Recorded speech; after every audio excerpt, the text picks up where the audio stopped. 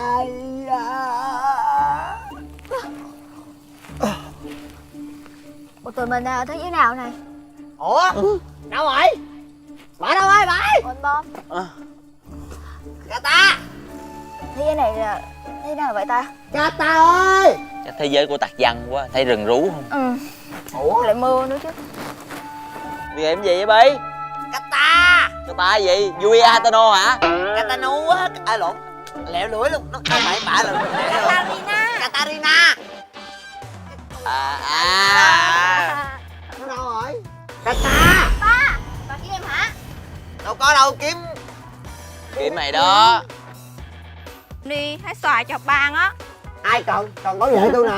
Đi kiếm xào gì tà lanh. Đói muốn chết, kiếm xoài ăn cho xót vào tủ chơi.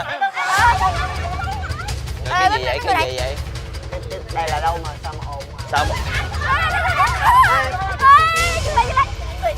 Yên tâm đi, ba gì sao vòng lại. 1, 2, 3.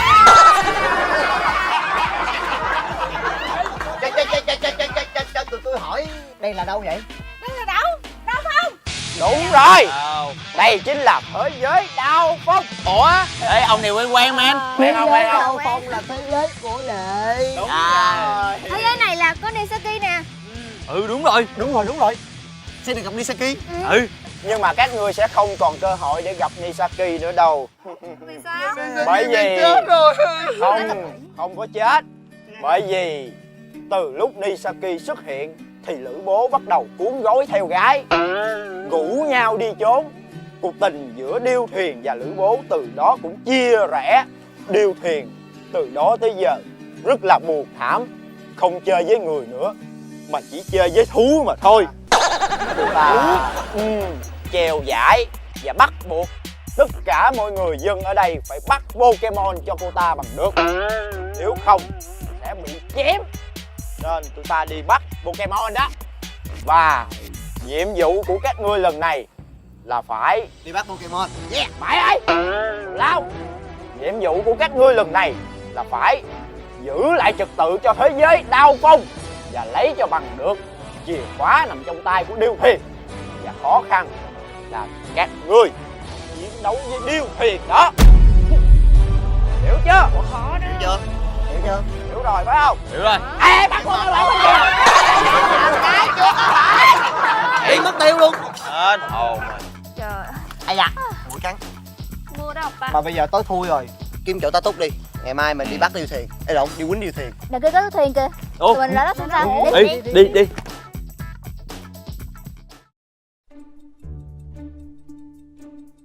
Bây giờ nhóm chúng ta Có 5 người, 3 nữ 2 nam. Chúng ta sẽ chia ra. Bây giờ em với anh phải canh cho họ ngủ. Em với anh phải chia ca. Đây là thế giới đao phong. Dĩ nhiên em phải đi ngủ để mai lấy sức chiến đấu rồi. Anh canh đi nghe không?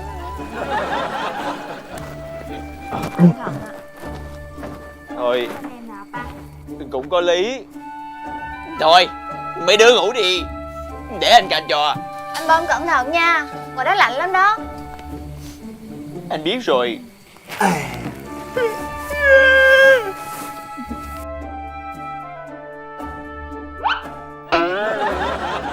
Ba à. Buổi Gì vậy? tối ở đây em sợ quá à. Rồi thuyền rơi luôn. Nè, dựa vô đi. Ba. Dựa không có sờ nha. Có chút xíu cũng sợ, có gì đâu cũng sợ.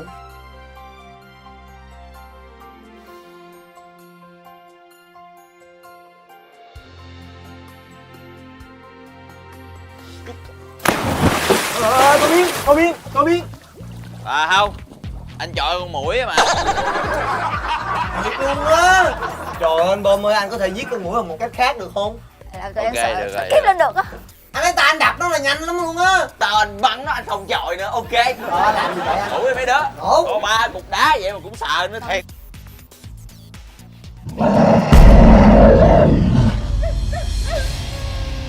Ông đừng nói với tôi là ông hú luôn nha. Không có. Đâu ra ngoài hú á. Anh mà đứng mỏi chân quá.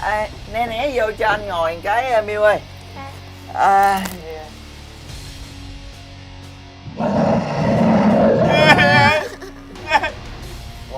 mẹ tôi nói á, là gặp mấy cái sự cố vậy nè, nhắm mắt lại, đếm từ 1 đến 5 là qua. Tin tôi đi, bắt đầu nhắm mắt lại. 1 2 3 4 5.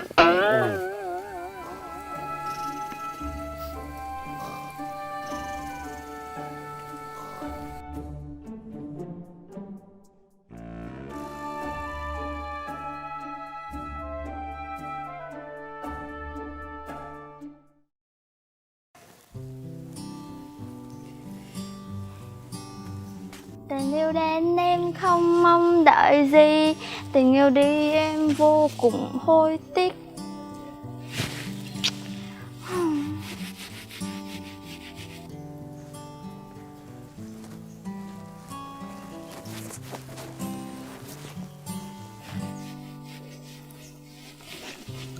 Ủa gì vậy ba?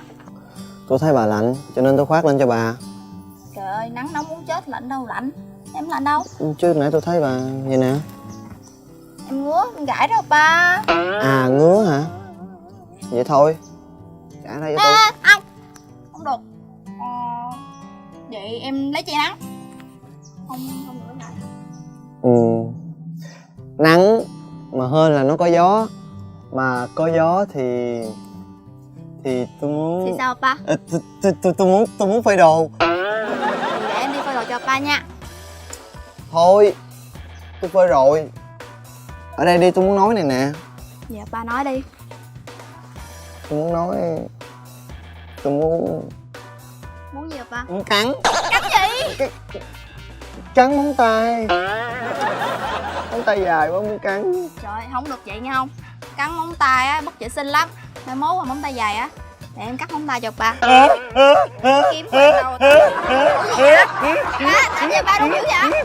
Ba lạnh hả? Có sao không? Em ôm một ba gì đó lạnh nha. Ba sao không? Xích ra đi, xích ra đi, hết kêu. Bị gì không hiểu luôn á. Thôi nè, có cái này tôi tặng bà nè. Đây toàn là bông tiễn, bông lửa của tôi không á. Hồi sáng giờ tôi đi lựa 10 bụi mới được 1 bông. 10 bông tôi mới bó lại được 1 bó. Tôi tặng bà đó toàn là bông tiễn, bông lửa không đó. Bông tuyển bông lựa rồi hả ba? Em thấy nó cũng tươi á. Nó tiễn. Chắc là tiễn từ sáng giờ với lại nhét trong kẹt cho nên nó không mới dục đi. Không có dục. Mặc dù nó dập nhưng mà nó cũng còn thơm lắm. Em chỉ làm kỷ niệm. Em thích. Thích là được rồi. Em thích lắm á.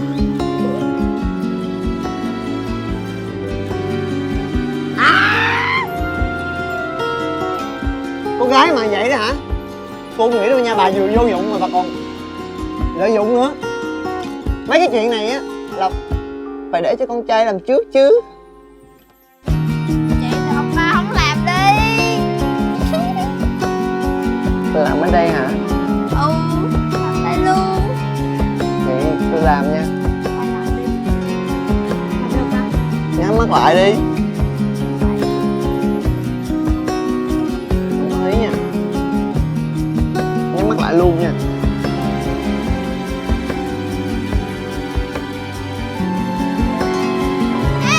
Ba có chừng ba.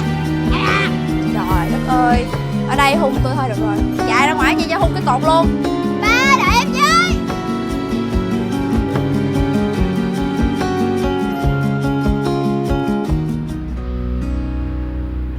Em không ngờ trong lúc sinh tử anh lại liều mạng cứu em như thế. Anh không sợ chết à? Chết thì ai không sợ em. Nhưng mà lúc đó anh thấy cây súng chỉ vào đầu em. Lúc đó anh mới biết điều gì đáng sợ nhất. Điều gì? Sợ mất em.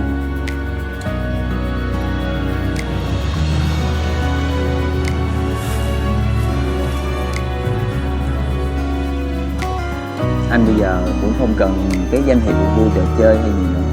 Anh chỉ muốn mau chóng kết thúc cái việc này để anh với em có thể trở về. Lúc đó em sẽ đỡ nguy hiểm hơn.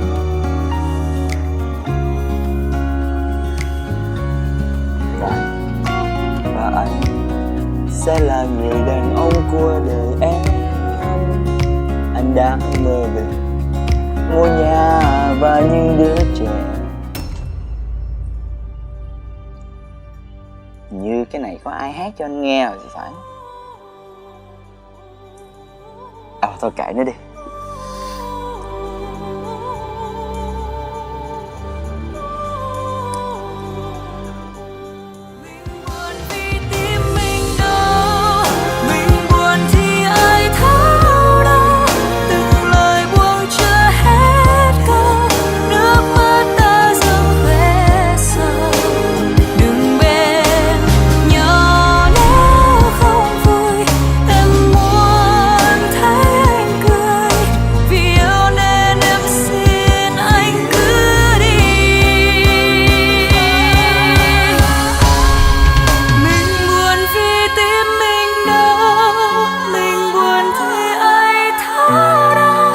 Từng lời buông chưa hết